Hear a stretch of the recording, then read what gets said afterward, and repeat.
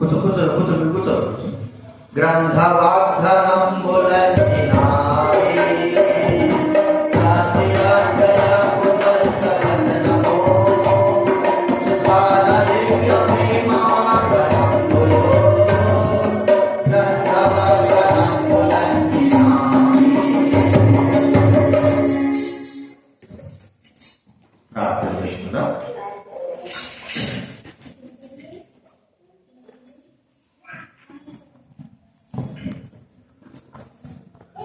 ప్రేమగల తండ్రి, మహాపరిశుద్ధమైన దేవా, యేసు ప్రభువును మీ వందనాలు. ఈ సమయంలో ప్రభా ఇవాళ స్థుతించి చేసినటువంటి బాధ్యత మాకు ఇచ్చినందుకు స్తోత్రాలు తండ్రి. ఈ సమయంలో ప్రభా మేము ఆరాధించి కనపరచాలని మేము ఈ సమయానికి వచ్చింటున్నాం. మీరు మాతో మాట్లాడే దేవుడు, మీ స్వరం మీ పరిపూర్ణ చిత్తాన్ని బట్టి మీకు కృతజ్ఞతలు చెల్లిస్తాను ప్రభు. ఈరోజు నేను ఆరాధించడానికి మీ సన్నిధిలో చెప్తున్నాను. పాఠంలో మేము స్మరించగలిగినాం. దైవ వాక్యం బట్టి కూడా ఆరాధించడం సహాయం చేయండి. ముందు సహాయం మాకు దీవెనకరంగా చేయండి. ఇంకా ఎవరైతే ఈ సమయం ప్రభావ నిర్లక్ష్యం ఉన్నారో వారితో మీరు మాట్లాడు, వారి హృదయాలతో మాట్లాడుకుంటూ సహాయం చేయండి. మీ చిత్తాన్ని పరిపూర్ణ నెరవేర్చవలసిన చేస్తూ ప్రభా మీరే కృప అనుగ్రహించవలసిన చేస్తూ మీ ఘనమైన నామను ఆచరిస్తూ కృతజ్ఞతాపూర్వకం ఆచరిస్తూ యేసు నామమున ప్రార్థించడి వేడుచున్నాము తండ్రి. ఆమేన్.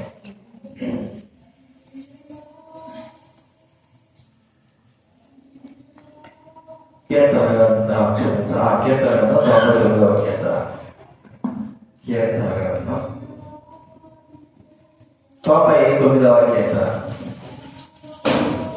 మేము అక్కడ పిల్లలు పట్టుకోకండి, నీకే చెప్పి బయట కూర్చోకో.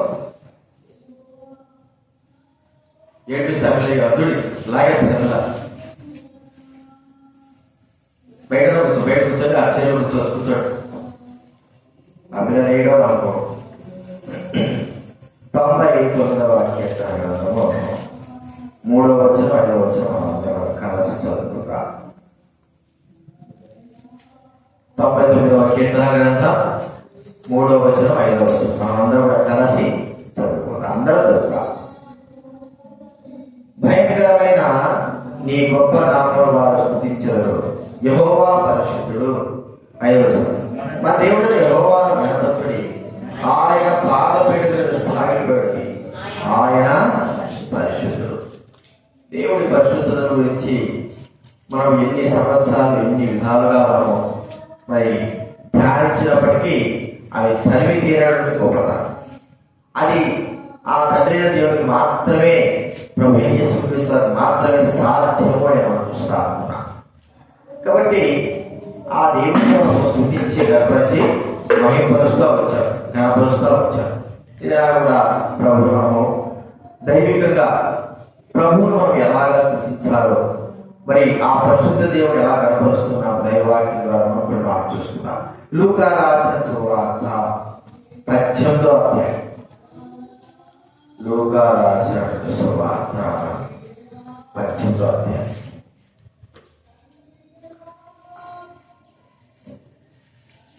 పదకొండవ వచనం అంతా మాత్రం చదువుకుందా.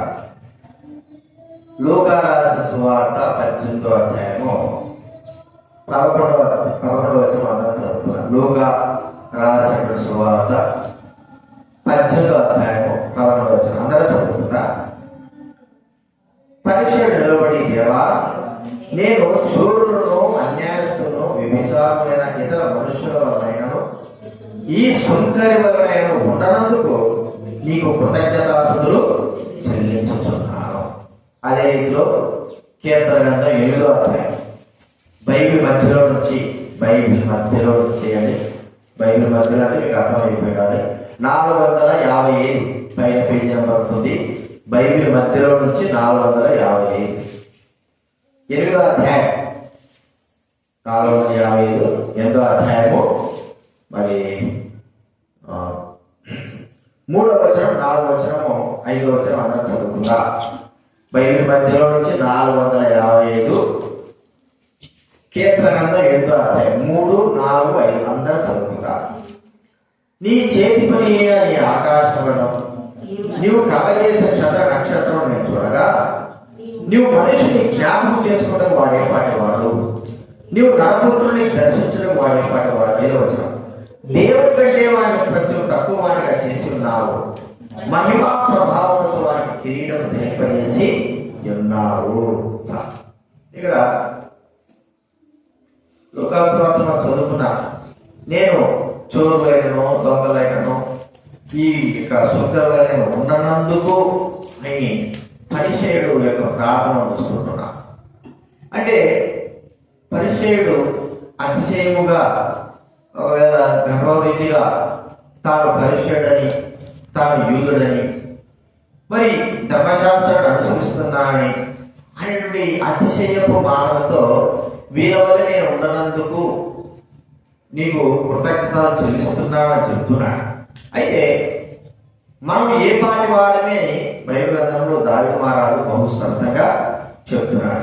మనుషుని జ్ఞాపకం చేసుకోవడానికి కానీ, మనుషుని దర్శించడానికి కానీ, మనుషుని గుర్తించుకోవడానికి కానీ, మనుషుడు ఏ పాటి వాడు అంటే మనకు తెలుసు మన యొక్క విలువ. చూడండి, మన విలువ ఇంట్లో కానీ బయట కానీ మన విలువ ఎలాంటిదో మనకు తెలుసు. ఏదో ఎవరో ఏదో అలాంటి కాదు, కానీ మన జీవితం యొక్క విలువ మనకు అర్థమైపోతుంది.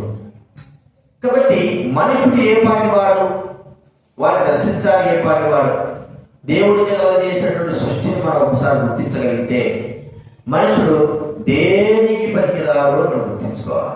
చూడండి, లూకా కీర్తన గ్రంథంలోనే కీర్తన గ్రంథం 19వ అధ్యాయం, కీర్తన గ్రంథం 19వ అధ్యాయం.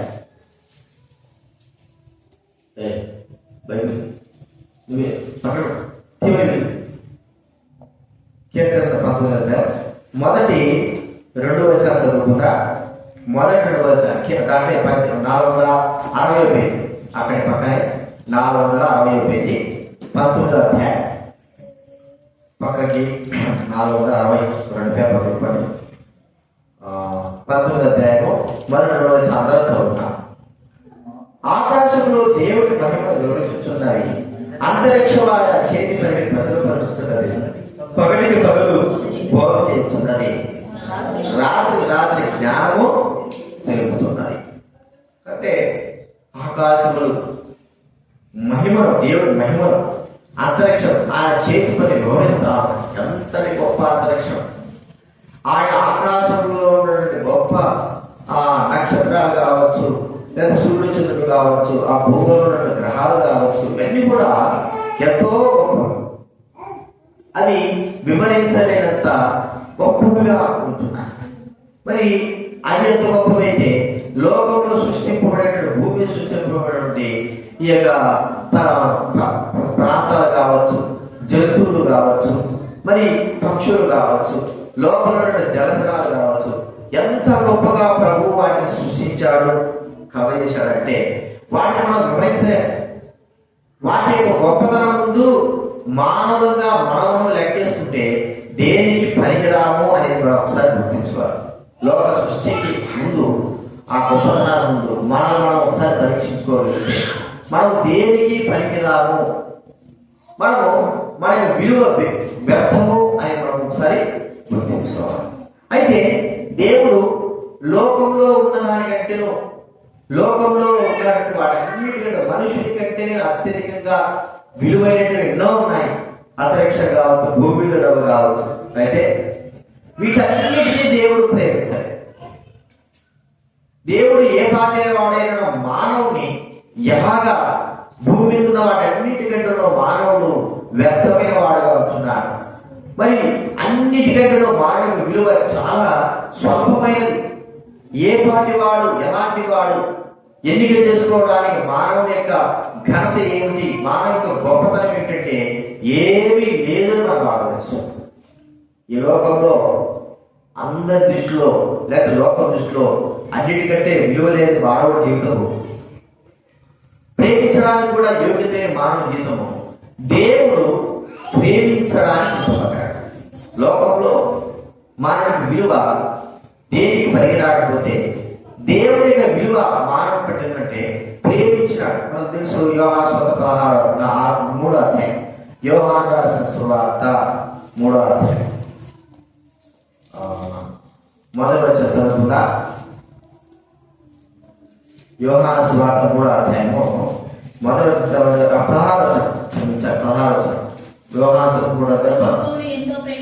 దేవుడు లోకమును ఎంతో ప్రేమించాడు. లోకంలో ఉన్నటువంటి చెట్లన, ఖనిజాలన, లేకపోతే లోకంలో వేటిని ప్రేమించాడు. బైబిల్ అని చెప్పేది ఏంటంటే లోకంలో ఉన్న మనుషులను, తన స్వరూపంలో జన్మించిన మనుషులను, తన స్వరూపంలో ఉన్న మానవ సంతతిని తన బిడ్డలుగా దేవుడే జన్మింపజేసినటువంటి మానవ సంతతిని దేవుడు ప్రేమించాడు. దేవుడు ప్రేమించడానికి ఏమీ లేవా, విలువైనవి లేవా అంటే లోకంలో ఎన్నో విలువైనవి ఉన్నాయి. ఎన్నో మనకు తెలిసే ఈ లోకంలో మనుషుల మీద మనమే ఒక్కోసారి మన ప్రేమ బట్టి ప్రజలే మనం తృణీకరిస్తాం. కొంతమంది కుక్క ప్రేమికులు ఉంటారు, జంతు ప్రేమికులు కదా. ఒకసారి కొత్తగా నిజంగా కొత్తగా పెళ్ళైన అమ్మాయి పెంచుకున్నాడు కుక్క ఇంటికి తీసుకొచ్చున్నాడు. ఆ కుక్కను భర్త ఏదో అన్నాడు, కొట్టినాడో ఏం చేశాడు. ఇప్పుడు చూసి ఆ కుక్కతోనే జాగ్రత్తగా గలపడము, లేకపోతే సంతోషం ఉండడం, ఆ కుక్కగా అన్ని పెట్టడం చిన్నప్పటి నుంచి పెంచుకుంటాను. ఇక ఏదంటాడో ఎముకతో మొత్తాన్ని మాత్రం ఆమె కుక్కని తీసుకుని ఇంటికి వెళ్ళిపోయింది. ఇక నువ్వు వద్దు, నాకు పెళ్లి వద్దు, నాకు కుక్కే కావాలని వెళ్ళిపోయింది. నిజంగా జరిగింది ఊరికే కాదు. ప్రేమించడం సృష్టి, ఈ లోకంలో సృష్టి ఉన్నటువంటి చెట్లను ప్రేమించేవారు. ఏదైనా సరే చెట్లను నరిగినా, లేదా చెట్లను ఊరిగా ఇచ్చేసిన ఊరుకో, అంత ప్రేమ. మరి లోకంలో ఎంతో మంది ఎన్నో విధాలుగా పలువాడిపైన ప్రేమ చూపుతారు. అయితే 99% సగటు మానవుడి పైన ప్రేమ చూపరు. లోకంలో ఎన్నో కార్యాలు చేయడానికి ఇష్టపడతారు, పెద్ద పెద్ద కార్యాలు అవి చేయడం అని చెప్తారు. కానీ బాధలో, వేదనలో, కష్టాల్లో, లేకపోతే ఇరుకుల్లో, ఎన్నో దౌర్భాగ్య స్థితిలో ఉన్న వారికి ప్రేమ చూపమంటే ఎంతమంది చూపుతారు? మనకు తెలుసు కదా ఎంతమంది ప్రేమ చూపుతారు, ఎంతమంది వారికి సహాయం చేస్తారంటే వేలలో లెక్క పెట్టవచ్చు. మరి ఇన్ని వేల మంది ప్రజలకు మరి ఎలాంటి యొక్క ప్రేమ చూపలేదా అంటే చూపరు. మానవ స్థితి అలా ప్రేమ చూపి వాళ్ళు అంటారు, ప్రేమ చూపడం ఎందుకు, మేము బాధపడము ఎందుకు? ఎందుకంటే మానవుడు ఎలాంటి వాడు నాకు తెలుసుకున్నాడు. వాళ్ళ ప్రేమ చూడడం ఎందుకు, వారి ద్వారా బాధపడడం ఎందుకు? అదే ఒక కుక్కకు ప్రేమ చూపితే, లేదా ఒక గాడు ప్రేమ చూపితే, ఒక ఎద్దు ప్రేమ చూపితే, లోపల ఒక పక్షి ప్రేమ చూపితే అవి మనకు మరి చచ్చేంత వరకు కూడా మనం ప్రేమిస్తూ మనతో పాటు ఉంటాయి, మనకు సహాయం కూడా చేస్తాయి అనే ఆలోచన మానవ జీవితంలో ఉంది. అందుకే సాటి మానవుడిని ప్రేమించడానికి మానవుడు ఇష్టపడు. ఎందుకంటే మానవ స్వభావము అలాంటిది కాబట్టే దాన్ని గుర్తిస్తాడు. అందుకైతే దేవుడు ఎలాంటి వారిని ప్రేమించాడు? విలువ లేనటువంటి మానవ జీవితం, పాపం బట్టి ఇదంతా జరిగింది. మానవుడు భూలోకంలో జంతువులు కానీ, సగటి మానవులు కానీ, కుటుంబాలు కానీ, బయట వారికి కానీ విలువ లేకపోవడం ఏంటంటే కేవలము పాపాన్ని బట్టి మానవుడు తన విలువనంతా కూడా, తన గౌరవం అంతా కూడా తన ఘనతతో కూడా పోగొట్టుకున్నాడు మనం అర్థమైపోతాం. అయితే దేవుడు సృష్టించినటువంటి మానవుని ప్రేమించడానికి ఇష్టపడ్డాడు. ఎవరు ఏమైనా సరే, ఎలాంటి పరిస్థితులైనా సరే, అంటే ఎంతగానే సరే మానవుడు ప్రేమించడానికి ఇష్టపడ్డాడు. ఎలాంటి వాడు మనకు తెలిస్తే మనం కదా ఎవరు సాహిత్య చూడు, సాహిత్య ఉదయాన్నే స్నానం చేయించి ఏం చేస్తే బుక్కను సొగ్గబెట్టి తీసుకో. ఎందుకు బుక్కను సొగ్గబెట్టింది? ఎందుకు బుక్కను సొగ్గబెట్టింది? ఒకైనా వెనకల చీరలు కూర్చోకు, వెనకలు కూర్చోవచ్చు, చీరలు కూర్చో, ఆ గోడ కాల్చింది, మంచం బయట సైడ్ మంచం అది అడబెట్టలేదు, అది అడబెట్టు.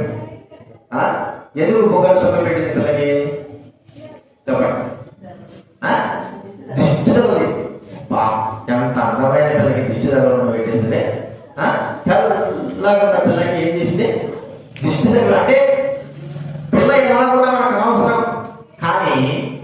తల్లి తాను ప్రేమిస్తున్న విధానం మనం చూస్తాం. దేవుడు కూడా మనం గుర్తిస్తాడంటే దేవుడు మనం ఎలాంటి వారిని ప్రేమిస్తున్నాడు, ఏ విధానంలో ఉన్న వారిని ప్రేమిస్తున్నాడు, మనం ప్రేమించడానికి మనలో ఉన్న అర్హత కార్యము ఏమిటి మనం ఒక్కసారి గుర్తించుకోవాలి. ఏమి కూడా అర్హత మన జీవితాల్లో లేవు, ఎంత మాత్రం లేవు. కానీ సృష్టి అంతటికంటే మన జీవితము దౌర్భాగ్యమైంది, సృష్టి అంతటికంటే మనము విలువలేని వారము, సృష్టి అంతటికంటే ఆయా వాళ్ళతో మనం విలువ లేకుండా ఉన్నవారని ఒకసారి గుర్తించుకోవాలి. కానీ దేవుడి దృష్టిలో విలువైన వారు కాబట్టి దేవుడు వాళ్ళని ప్రేమించి ఉంటున్నాడు. చూడండి, ఇది ప్రేమ. ఈ ప్రేమకు ఆయన ప్రతిరూపంగా ఏం చేశాడంటే తన కుమారుడైన యేసుక్రీస్తుని పంపి మనందరి పాపముల నుండి విడిపించి, ఏ విలువ లేకుండా మానవుడు చేస్తుందో ఆ పాపం నుంచి మానవుడు విడిపించడానికి తన కుమారుడైన యేసుక్రీస్తు వారి లోకంలో బలిగా అర్పణగా చేయబడ్డాడు. పాప క్షమాపణ యేసుక్రీస్తు వారు కలిగించాడు. ప్రేమ ఉంది కాబట్టే మానవుని తులసివేయకుండా దరిగి చేర్చి నశించిపోయే మానవ జీవితంలో ఒక విలువను దేవుడు అనుగ్రహించాడు. కాబట్టి ఈ ఉదయకాల సమయంలో దేవుడు నీ పట్ల ఎంత ప్రేమ చూపుతున్నాడో బైబిల్ గ్రంథంలో మొదటి ఆసుపత్రి 4వ అధ్యాయం రాయబడింది. ఆయనే మొదట మనల్ని ప్రేమించాడు. దేవుడు మనం ప్రేమించాడు. తర్వాత మనం ఏం చూస్తున్నాం?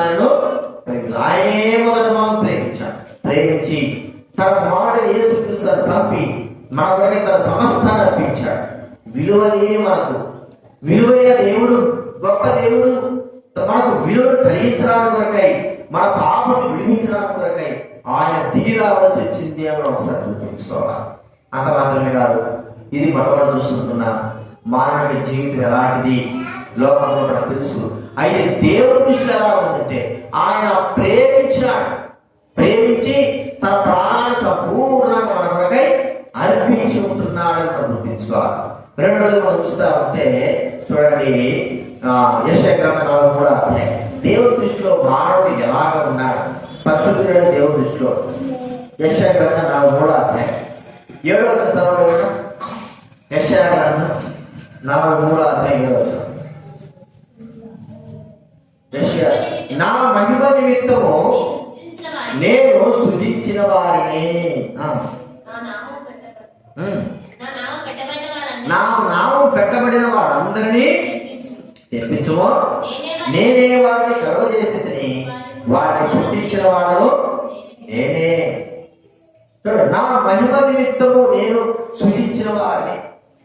మహిమ నిమిత్తం సృజిస్తే మానవుడు ఏమైపోయినాడంటే తనకు దేవుడికి ఇచ్చిన మహిమంతా కూడా కోల్పోయినాడు. దేవుడి మహిమను కోల్పోయిన వ్యక్తి మానవుడు. ప్రేమమారా, ఏమిటి దేవుడి మహిమ? దేవుడి మహిమను మానవుడికి ఇవ్వడం ఏమిటి? ఆయన యొక్క అధికారము, ఆయన యొక్క ప్రభావము. ప్రేమ దగ్గర మహిమ అనగా చూస్తా ఉంటే ఎంతో అర్థం చూస్తే చెప్పండి కదా, మహిమ ప్రభావములతో కిరీటము. చూడండి, ఎంతో అధ్యాయం 5వ వచనంలో మహిమ ప్రభావములతో వారికి కిరీటము ధరింపజేసిన మహిమ ప్రభావం, అధికారం, దేవుడి యొక్క మహిమాధికారం, దేవుడి యొక్క ప్రభావపు అధికారం, దేవుడి యొక్క కిరీట సంబంధమైన అధికారం, ఇది కోల్పోయినాడు మానవుడు. చూడండి, ఎప్పుడైతే మానవుడు కోల్పోయినాడు, మానవుడు ఈ భూలోకంలో లెక్కలేని వాడుగా, ఎన్నిక లేని వాడుగా, అందరికంటేనూ ఎంతో దౌర్భాగ్యం. అంటే లోకంలో ఉన్న వాటన్నిటికంటేనూ తక్కువ వాడుగా మనం చూస్తున్నాం. లోకంలో ఉన్న వాటన్నిటికంటే, లోకంలో విలువ లేని వారికి కూడా మన జీవితానికి విలువను కట్టలేదు. అంటే మన జీవితం అంత విలువలేనిదిగా చూస్తుంటున్నాం. మహిమను కోల్పోవడం ద్వారా జరిగినటువంటి పరిస్థితి మానవుడు సంపూర్ణంగా అన్ని కోల్పోయాడు. అయితే దేవుడు తన మహిమను, తన ప్రభావాన్ని, తన యొక్క అధికారాన్ని దేవుడు అనుగ్రహించిన వాడు చూస్తుంటున్నాడు. తన మహిమ, తన ప్రభావం, అధికారం మన దేవుడు అనుగ్రహించినాడు. కాబట్టి నువ్వు తీసుకుంటా ఒక మాట మనం చూస్తా ఉంటే మరి లూకాసు వార్త 15వ అధ్యాయంలో గమనిస్తే ఆ 15వ అధ్యాయంలో ఉన్నటువంటి మరి తప్పిపోయిన కుమారుడు మొట్టమొదటి వైభవంగా వెళ్ళాడు బయటికి తండ్రి దగ్గర నుంచి. వైభవంకి వెళ్ళి అంత కూడా వైభవం అంతా కూడా పడిపోయింది. వైభవం అంతా కూడా లేకుండా పోయింది. వైభవం అంతా కూడా పోయింది. ఎట్లా వచ్చాడంటే చెరువు పైన పడక వచ్చినాడు, కాళ్ళకు చెప్పులు లేకుండా వచ్చినాడు, మరి స్నానం లేకుండా వచ్చినాడు. తాను వైభవంగా అధికారపూర్వకంగా తండ్రి తనకు ధరింపజేసాడు. ఉంగరం పోయింది. ప్రేమ ఎంత దౌర్భాగ్యస్థితిలోకి మానవుడు వెళ్ళిపోయినాడు ఆ యొక్క తప్పిన కుమారుడు అంటే అంత దౌర్భాగ్యస్థితిలో. అయితే తండ్రి దగ్గరకు వచ్చిన తర్వాత తిరిగి తనకు వైభవం వల్ల వచ్చింది. బాగా ఏం చేశాడు? కొత్త బట్టలు, చిరిగిపోయిన బట్టలు కాదు, ఇప్పుడు ప్రశస్తమైనవి, యోగ్యకరమైనవి, తండ్రి తన వరకే పుట్టించేటువంటి గొప్ప బట్టలను తాను ధరించాడు. ఉంగరం కోల్పోయినాడు, అధికారం, ఆ అధికారపూర్వకంగా కోల్పోయిన ఉంగరాన్ని తిరిగి తనకు చేతికి అనుగ్రహించాడు. చెప్పులు తనకు అనుగ్రహించాడు, మంచి చెప్పులను అనుగ్రహించాడు. అంత మాత్రం కాదు, కుటుంబంలో చేర్చి తనకు తిరిగి వైభవపూర్వకమైనటువంటిదిగా అనుగ్రహించున్నాడు అని చూస్తున్నా. వైభవపూర్వకంగా కూర్చొని బయటపోదు, వైభవపూర్వకంగా దేవుడు అనుగ్రహించాడు. కాబట్టి ప్రేమ వారు ఇది ఏంటంటే దేవుడు తన మహిమను కోల్పోయిన మానవునికి తిరిగి తన మహిమను ఇవ్వడం. అది ఒక్క మాట చెప్పుకోవాలంటే యేసుక్రీస్తు వారు అంగీకరించినట్టు మనం అందరం కూడా దేవుని యొక్క మహిమను మళ్ళా పొందినాము. యేసుక్రీస్తు వారు అంగీకరించిన వెంటనే అధికారం, కుమారునికి అధికారం పొందినాం. యేసుక్రీస్తు వారు అంగీకరించిన వెంటనే మన జీవితంలో మన అపవిత్రతంతా పోయి నీతిమంతులుగా తీర్చబడ్డాం. యేసుక్రీస్తు వారు అంగీకరించిన వెంటనే మనకు శిక్షలు పట్టివేయబడింది. ప్రభావం, దైవికమైన ప్రభావం దేవుడు మనకు మళ్ళా అనుగ్రహించుంటున్నాడు. ఇది దేవుడు మనకు అనుగ్రహించిన మహిమ. ఆయన మహిమను పోగొట్టుకోబడిన మనకు తిరిగి అనుగ్రహించడం అంటే ఇప్పుడు లోకంలో ఉన్న వాడన్నిటికంటే, లోకంలో ఉన్న మహిమ కంటే క్రీస్తుని అంగీకరించిన మనము ఆయన దృష్టికి అత్యధికంగా మహిమ కలిగిన వారంగా ఉంటున్నాం. ఇది రెండోదిగా మనం చూస్తాం. అంత గొప్ప మహిమను దేవుడు మనకు అనుగ్రహించున్నాడు. అంత మాత్రమే కాదు, దేవుడు మరి మానవుడు తన దృష్టిలో ఎలా ఉన్నాడంటే లోక సంబంధంగా మరి లోకముతో పాటి లోకంలో ఉన్నటువంటి జంతువులకు, పక్షులకి సమానమైనటువంటి జీవం కలిగిన వాడుగా ఉన్నాడు. ఒకప్పుడు ఎలా ఉన్నాడు? జీవం, దేవుడు జీవంతో ఉన్నాడు. అయితే పాపం ద్వారా మరణం సంక్రమించింది. తర్వాత జీవం లేని వాడుగా చేపట్టాడు. భూలోకంలో ఆకాశ పక్షులు, జంతువులు ఎలాగైతే జీవం ఉంత కేవలం లోక సంబంధ జీవంతో అలాంటి జీవం కలిగిన వాడిగా ఉన్నాడు. కానీ నిత్య జీవం మానవుడికి ప్రసాదింపబడలేదు. మానవుడు లోకంలో ఉన్నటువంటి వాటికి సమానంగానే ఉన్నాడు. వాటితో పాటు చనిపోతుంటున్నా, వాటితో పాటు కూర్చోబెట్టబడుతుంటున్నా, వాటితో పాటు బ్రతుకుతున్నా. కానీ మానవుడు కోల్పోయిన నిత్య జీవము మానవుడికి దేవుడు ఇవ్వడానికి వచ్చాడు. ఎలా వచ్చాడు? యేసుక్రీస్తు రూపంలో మనకు ఆయన నిత్య జీవమును అనుగ్రహించడానికి వచ్చాడు. వచ్చిన ప్రభు ఏం చేశాడంటే ఖచ్చితంగా మనకు తెలుసు, ఆయన మనకు నిత్య జీవనం అనుగ్రహించాడు. తనందరూ వీటించో వారికి అందరికీ అనగా తన నామం విశ్వాసించిన వారికి దేవుడి పిల్లలకు అధికారం అనుగ్రహించాడు. కాకుండా నిత్య జీవము, నిత్య జీవం అది చూడడం మాటది. మొదటి రాసిన పత్రికలో 5వ అధ్యాయం 4వ పెట్టదామని మొదటి రాసిన పత్రిక 5వ అధ్యాయం.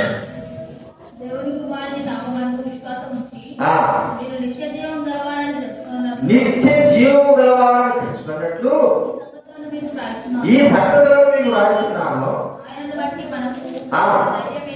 ధైర్యం ఎదనగా అది 12వ దేవుడు కుమారుడు అంగీకరించేవాడు జీవం గలవాడు, అంగీకరింపేవాడు జీవము లేనివాడే. చూడండి, దేవుడు మనకు అనుగ్రహించిన ఒక వాగ్దానం ఏంటి? మీకు జీవమును, నిత్య జీవాన్ని ఇస్తారు. చూడండి, మొదట రాసిన పత్రిక బైబిల్ వెనక నుంచి 222 బైబిల్ వెనక నుంచి వెనక్కి వెళ్ళిపోవాలి. బైబిల్ తీయాలి. బైబిల్ రాకపోయినా చదవకపోయినా కనీసం తీసి పెట్టాడు. 222 బైబిల్ గ్రంథం నుంచి 2వ అధ్యాయము 25వ వచనం. నిత్య జీవము అనుగ్రహించుననేది ఆయన తానే మనకు చేసిన వార్త. నిత్య జీవం ఇస్తారు. ఏ వాగ్దానం? నేను నిత్య జీవం ఇస్తాను. ఎలా ఇస్తా అన్నాడు? యేసు ప్రభువును అంగీకరించిన వాడు నిత్య జీవం గలవాడు. చూడండి, యోహాను సువార్త 17వ అధ్యాయం బైబిల్ వేగం నుంచి చూడండి ఒక మాట. యోహాను సువార్త 17వ అధ్యాయం బైబిల్ వేగం నుంచి 98 17వ అధ్యాయము 3వ వచనం. 15 అధ్యాయం. అద్వితీయ సత్యవంతుడు అయిన నిన్ను నీవు పంపిన యేసుక్రీస్తును ఎరుగుటే నిత్య జీవం. నిత్య జీవం అద్వితీయ దేవుడు అయిన నిన్ను నీవు పంపిన యేసుక్రీస్తు ఎరుగుట, తెలుసుకునుట. ఎక్కడున్నది? యేసు క్రీస్తులో ఆ నిత్య జీవం మనకు అనుగ్రహింపబడిందో మనం గుర్తిస్తుంటున్నా. కాబట్టి ప్రియమైన వారిగా దేవుడు మానవుడికి నిత్య జీవమును యొక్క అనుగ్రహిస్తే మానవుడు తన చేతులారా పాపం ద్వారా పోగొట్టుకొని సకలమైనటువంటి జంతువులతో సకలమైన వాటితో సమానంగా చేయబడ్డాడు. అంటే వాటి యొక్క స్థితి ఎలాంటిదో, జంతువుల స్థితి ఎలాంటిదో, మానవ స్థితి కూడా, జంతువుల యొక్క గతి ఎలాంటిదో మానవ గతి కూడా అలాంటిదే. అయితే మానవుడు పోగొట్టుకున్న నిత్య జీవం ప్రభువైన యేసు క్రీస్తు ద్వారా మనకు అనుగ్రహింపబడడం అనేది మనం గుర్తిస్తుంటున్నాము. ఎంత గొప్ప నిత్య జీవం ఇచ్చాడు! అనుగ్రహించడం, అంగీకరించడం ద్వారా అనుగ్రహం మనకు దేవుడు అనుగ్రహించినాడు. కాబట్టి యేసు క్రీస్తు నందే నిత్య జీవం. ఆయన కలిగిన వ్యక్తులుగా మనము నిత్య జీవం చేయబడ్డా, నిత్య జీవంగా మార్చబడ్డా, నిత్య జీవంలోకి ప్రవేశించిన, నిత్య జీవంలోకి మనకు ప్రవేశం దేవుడు అనుగ్రహించున్నాడు అని గుర్తిస్తుంటున్నాం. కాబట్టి ప్రేమ వారి ఈ యొక్క ఉదయకాల సమయంలో ప్రభు మనతో మాట్లాడుతున్నాడు. మానవుడు ఏ పాటి వాడు? జీవం లేనివాడే.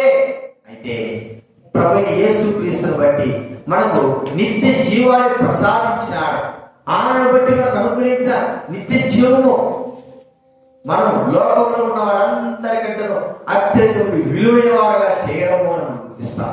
ఈ నిత్య జీవము ఈ భూలోకంలో మరి మానవుడు తప్ప మరి ప్రభుత్వ గారు ఎక్కడ కూడా దేవుడు తన జీవాన్ని ఇచ్చాడుగా చూడండి. అందరికి కూడా దేవుడు అనుగ్రహించాడు, కేవలం మానవ ద్వారా చేశాడు. కానీ మనకు మాత్రం ఆయన నిత్య జీవాన్ని అనుగ్రహించి తన మహిమను చాటించుకున్నాడు. ఆయన నిత్య జీవాధిపతిని తను మరి ప్రజలకు గుర్తింపునిచ్చుకున్నాడు. మనం ఒకసారి గుర్తించాలి. ఈ 3 రోజులు మనం చూస్తే నిత్య జీవమును దేవుడు మనకు అనుగ్రహించాడు. చివరిగా మనం చూస్తా ఉంటే మరి పరలోకంలో సృష్టిలో మనుషులుగా మనము తన సన్నిధించేటువంటి బాధ్యత తీవ్ర వాళ్ళ లోకంలో ఉన్నది అంతటికీ మనము సరిసమానం కాదు. లోకంలో సృష్టింపబడిన వాటన్నిటికీ మనం విలువ లేని వారము ఒకసారి గుర్తించాలి. విలువ లేని వారు. అయితే దేవుడు ఎలాంటి విలువది? దేవుడి సన్నిధిలో దేవుడి పాదాల దగ్గర పరలోకంలో ప్రవేశించి ఆ అనునిత్యము దేవుడు ఆరాధించేటువంటి అర్హత, బాధ్యత కేవలం మానవులమైన మనకు అనుగ్రహించాడు. దేవుడి కంటే మానవుడు కొంచెం దేవుడి తర్వాత ఎవరు? మానవుడు. దేవుడి తర్వాత మానవుడు, తర్వాత దేవుడు. దేవుడి తర్వాత చూడండి, దేవుడు ఇట్లా కూడా నియమించవచ్చు. దేవుడి తర్వాత దేవతతో నియమించవచ్చు. దేవుడి తర్వాత పెద్దలు నియమించవచ్చు, పరలోకంలో పెద్దలు. దేవుడి తర్వాత కెరూబులు సెలవులు నియమించవచ్చు. కానీ అలా కాదు, దేవుడి తర్వాత మానవుని నియమించాడు. అందుకే అలా నియమించి తన తర్వాత మానవుని నియమించి తన సన్నిధిలో కూర్చి తన యొక్క సింహాసనం పైన మానవ కూర్చొని పెట్టి తన కిరీటంలో మానవుడు ధరింపజేసి తన తర్వాత అనేక మానవుడు తన తర్వాత అంటే ఒక మనం చూస్తే ముఖ్యమంత్రి ఉన్నాడు అనుకోండి, ముఖ్యమంత్రి తర్వాత ఉప ముఖ్యమంత్రి అంటాడు కదా. ముఖ్యమంత్రి చచ్చిపోయినా లేకపోతే ఏదైనా అయిపోయినా వెంటనే ఇంకొక వ్యక్తి సర్పంచ్, ఉప సర్పంచ్. అలాగా దేవుడి తర్వాత మానవులు మనం ఉంచడానికి ఇష్టపడ్డాడు. కాబట్టి ఎంత గొప్ప కదండి. లోకంలో ఎవరికైనా ఉందా అంటే లేదు.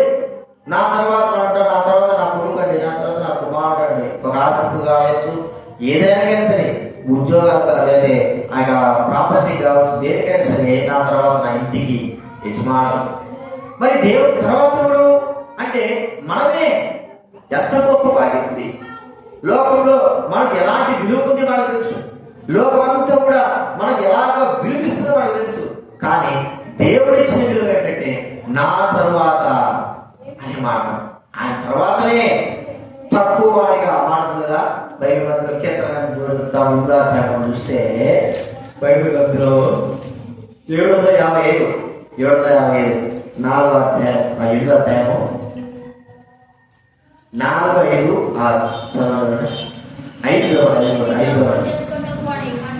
6 దేవుని కంటే అది కాదు 5వ చదవండి.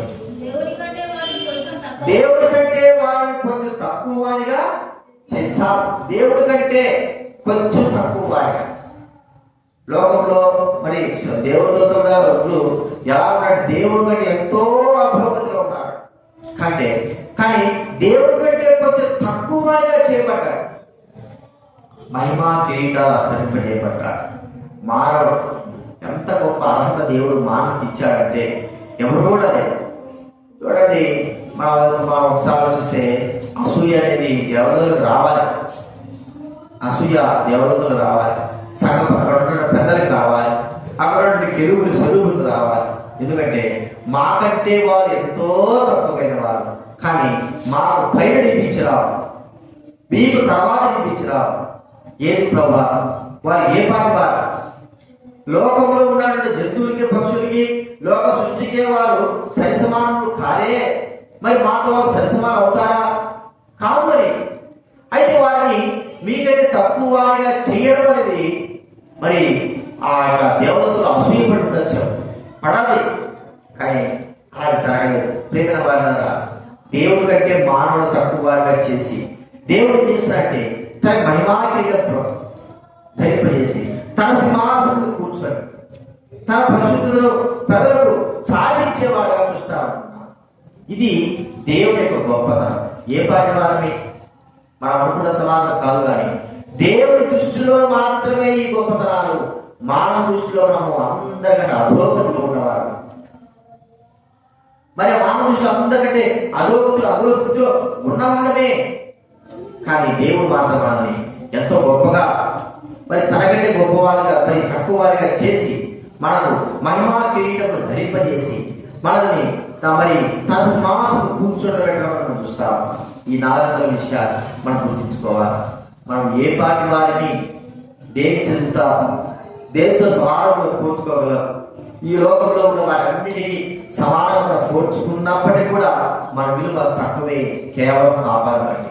అయితే ప్రభువైన యేసుక్రీస్తు వారు మా అంతటి లోకంలో ఉన్న వాటన్నిటికీ అత్యధికమైన విలువను చేసిన తన ప్రాణం కల్పించి మన కొని మన కొరకే సమస్తాన్ని అర్పించుకొని మనం విలువైన వారుగా, సృష్టిలో గొప్పవారుగా, తన మహిమను ధరించినటువంటి వారంగా ప్రియమైన వారుగా మనం చేయడం చూస్తుంటున్నాం. ఆయన అధికారం మన దగ్గర ఉండడం, అధికారం సూచన మన దగ్గర ఉండడం అనేది మనం చూస్తా ఉన్నాం. అది గొప్పతనం. అలాంటి ఒక గొప్ప మరి మహిమగా దేవుడు మనం మార్చినందుకు, తన మహిమలో మనం చేర్చినందుకు ప్రభువు మనం స్తుతించి ఆరాధించి ఈ విషయాన్ని జ్ఞాపకం ఆరాధనలో ప్రవేశిస్తాం.